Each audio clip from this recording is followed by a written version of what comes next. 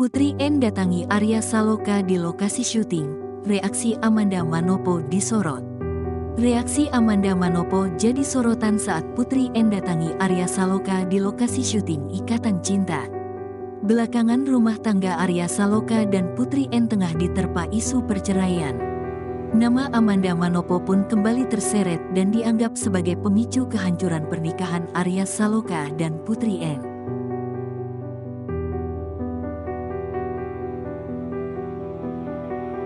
Apalagi beberapa waktu lalu juga sempat beredar luas video kemesraan ayah satu anak ini dengan Amanda.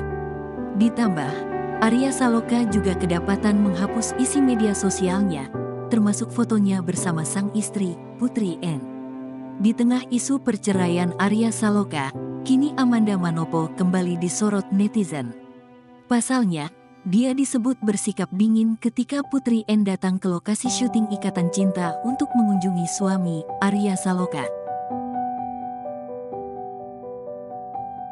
Reaksi Amanda Manopo itu menjadi perbincangan publik setelah sebuah video lawas yang menampilkan momen Arya Saloka tengah syuting beredar di media sosial.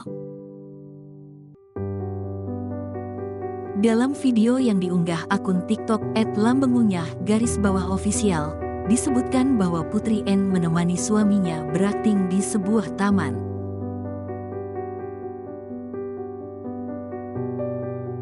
Sayangnya, rekaman tersebut tak memperlihatkan keberadaan Putri N.